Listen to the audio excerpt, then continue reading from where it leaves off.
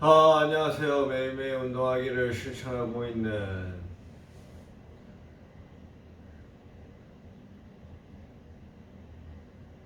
통탕왕콩입니다. 오늘 엄청 습하네요. 지금 낮잠 자고 일어났는데, 이대로 계속 잠을 자고 싶습니다. 하지만, 움직여야죠. 일단은, 팔굽혀펴기를 열심히 하도록 하겠습니다. 스트레칭이요. 역시 운동할 땐 CNA죠. Stability. Matchless performance. Delivered by perfect balance. Dynamic performance. Kumho Tire. The new normal, where reinventing the global economy is about serving the many, and traditional thinking makes way for the disruptors, when people, process, and technology come seamlessly together. Where financial ease is paramount and automation has people at its core. Where blockchain delivers security and transparency. Where machine learning empowers agile investors. Where cryptocurrencies redefine the notion of assets. And where quantum computing recalibrates our understanding of speed. Where framework offers credibility and regulations fuel fintech innovation. And as we take a step forward, it's time to say, join us. Make your mark. Welcome to the pioneers, the path definers, and the game changers amongst us. Welcome to a city where financial powerhouses and digital disruptors convene. Welcome to Dubai.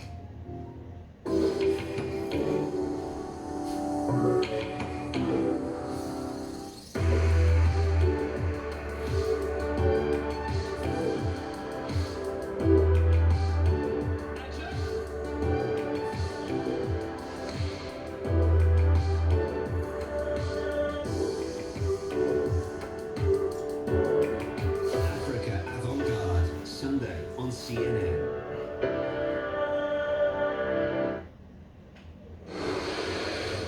India reported more than 326,000 new COVID infections Saturday, bringing its pandemic total to 24.3 million. Officials in Delhi are setting up some 200 oxygen concentrators all across the districts. They'll be able to provide home delivery within 2 hours. On Friday, India's Prime Minister addressed the crisis publicly for the first time in weeks. He said India was on war footing against an invisible enemy, and cases are still rising in neighboring Nepal. On Friday, it reported more than 8,000 new infections for the 10th day in a row. The town of Bolton in northwest England is taking no chances after a surge in the Indian COVID variant there. Bolton is ramping up its vaccine rollout. It's also starting door-to-door testing and sending out mobile testing vehicles. Now, this comes as England is due to enter the next phase of reopening on Monday. British Prime Minister Boris Johnson said, despite the outbreak, that will go ahead as planned.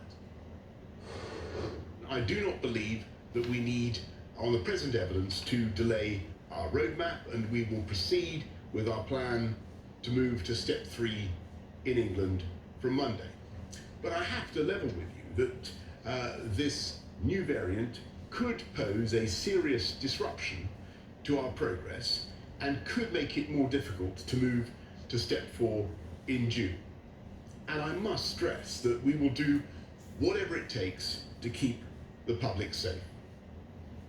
On this, let's bring in CNN's Phil Black in London. Phil, it wasn't that long ago the mood in the UK seemed celebratory with lockdowns being eased. It sounds like this variant has the potential to reverse all of those hard-won gains.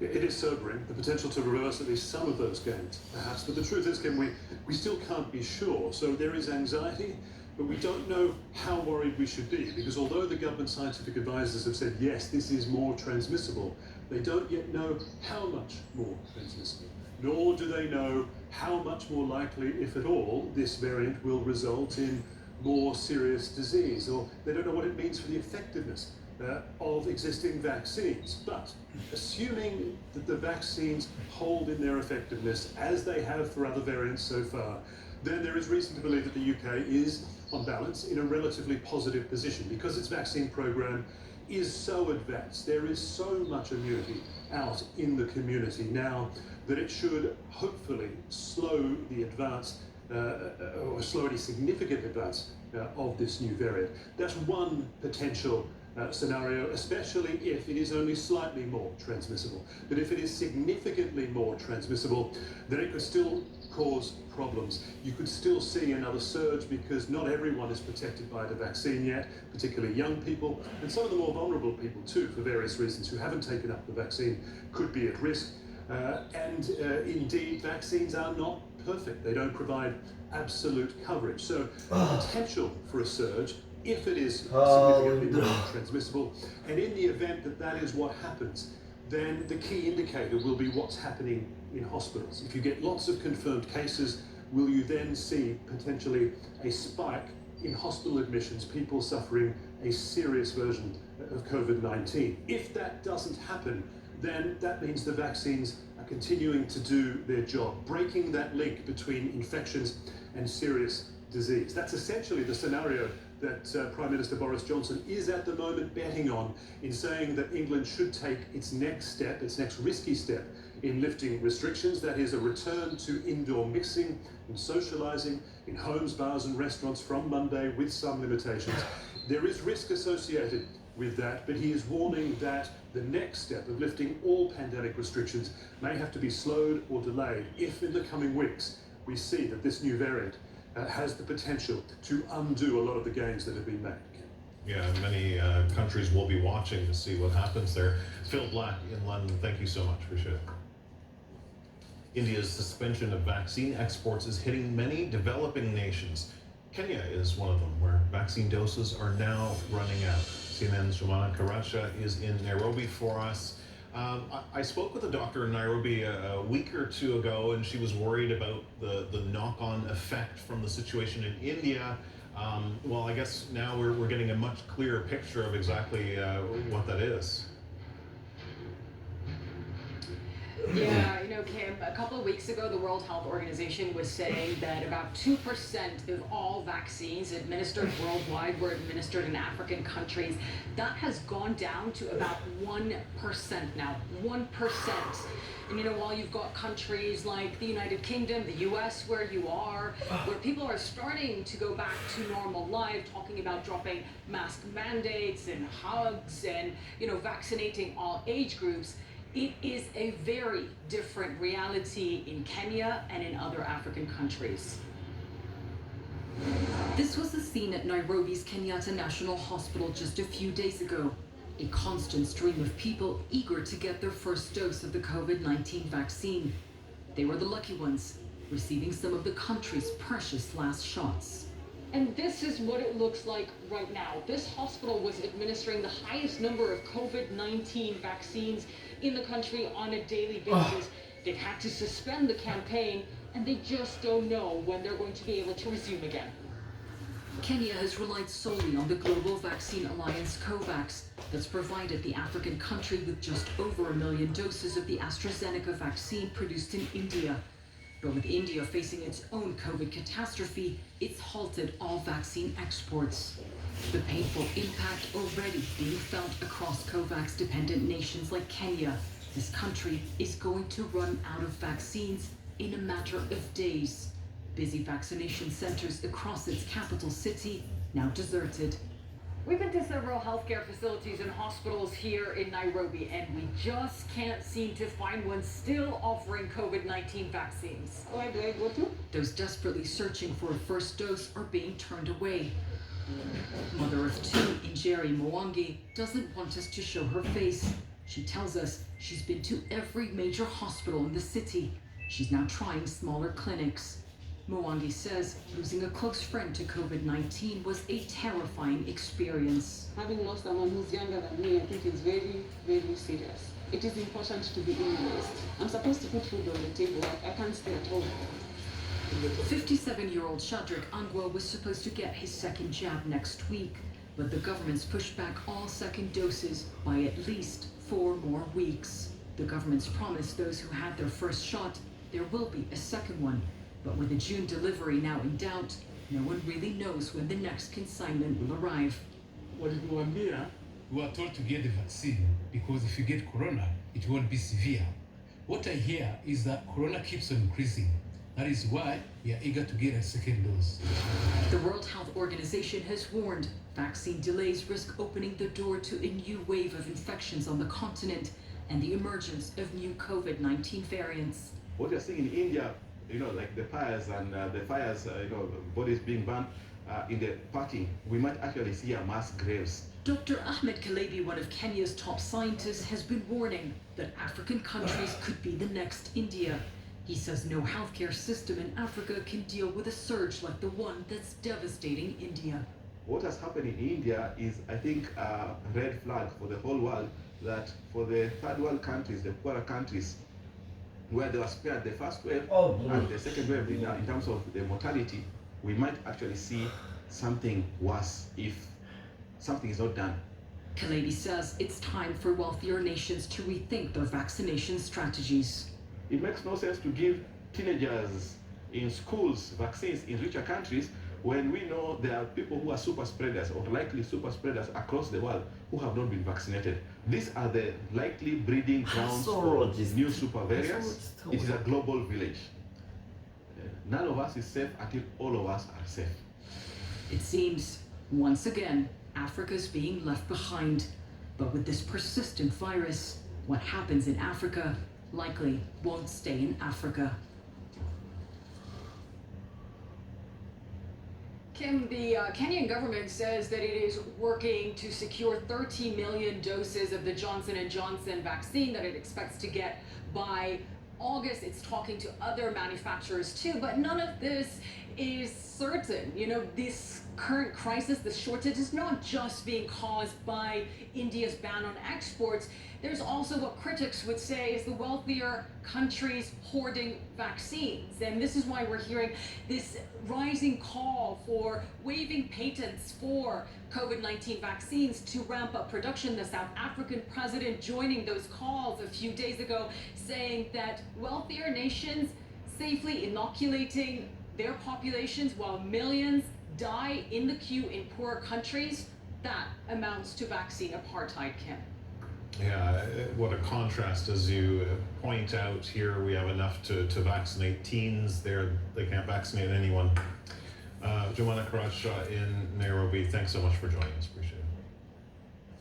All right, coming up next, in Japan, there's lots of pushback against hosting the games this year, including from a top CEO who isn't mincing words. Stay with us.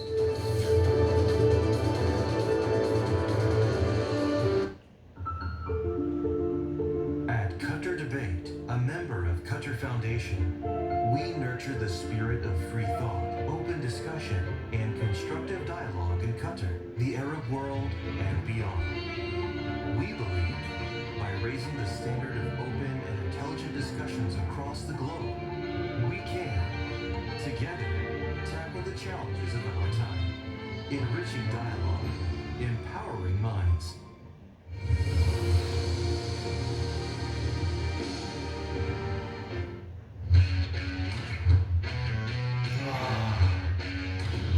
Kitesurfing. Your kite and ride, you feel like you fly.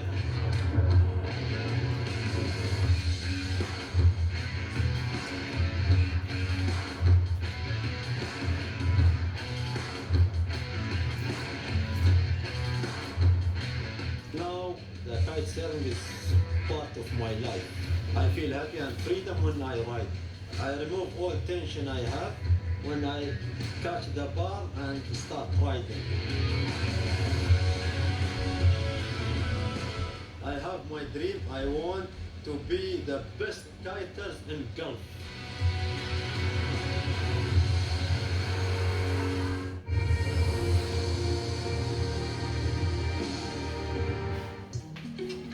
I'm Stanley Tucci. I'm fascinated by my Italian heritage, so I'm traveling across Italy to discover how the food is as unique as the people and their past. We're hungry. Starving. Come with me as I taste the flavors of the land and sea. Let's go fishing. To discover what the food tells us about the people that craft it and its distinct regions. The maestro is making a pizza for me. Oh, God. That's one of the best martinis I've ever had in my life. If you don't believe in God, you believe in tortellini. It's like a religion. Oh, wow. This Ah. dish tells a story. 아, It 못하겠다. has survived the darkest of times. That's the best sushi I've ever had. A CNN original series, Stanley Tucci, Searching for Italy, premieres June 20th. How did the Republican Party This is America, 1,000 points of light. go from this Mr. Gorbachev, tear down this wall. to this? Exploiting religion, This war is for the soul of America. suppressing votes. Millions removed from the voter rolls. CNN's Provincia Korea explores My country will be destroyed. a radical rebellion, the transformation of the GOP. Monday on CNN. The journey to the top for a successful business in Africa starts with an idea. But how does a concept become a moneymaker? African and global industry leaders share their stories. On Profit Point in CNN Marketplace Africa in association with Dangote. When news happens anywhere in the world, CNN is there. Pull back their troops from the border of Ukraine. 아, So right now, they're just making their way slowly towards the border.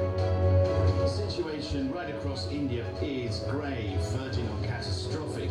Why do you think India has been hit so badly? I'm sorry, I'm getting a bit emotional right now.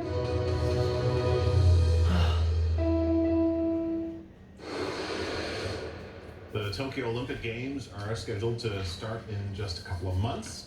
With the coronavirus still spreading rapidly in Japan, an increasing number of people say holding the games this year is flat out dangerous. Let's bring in Selena Wang from Tokyo. What can you tell us? Well, Kim, the mood here on the ground is really changing. It seems like we're at an inflection point where a growing chorus of voices, not just from the public at large, but also high-profile voices, are now raising the alarm. I sat down with the CEO of Rakuten, which is a tech giant in Japan, the leading e-commerce player. He tells me he's been urging the Japanese government to cancel the games, even calling it a suicide mission for Japan to host the Olympics this summer. When I asked him what rating he would give Japan's handling of the COVID-19 pandemic, he said a 2 out of 10. Japan has only fully vaccinated about 1% of its population. But Kim, it's not just Rakuten. Other corporate leaders are sounding the alarm as well, including Toyota, which is notably a top Olympic sponsor. That company said it's concerned about growing public frustration against the games. For instance, an online petition asking for the games to be canceled received more than 350,000 signatures in just 9 days. Even a doctors' union in Japan urged the government to cancel the games, saying that it could be a super spreader event even without any spectators, using strong language saying that it would be impossible to hold a safe and secure games. But Kim,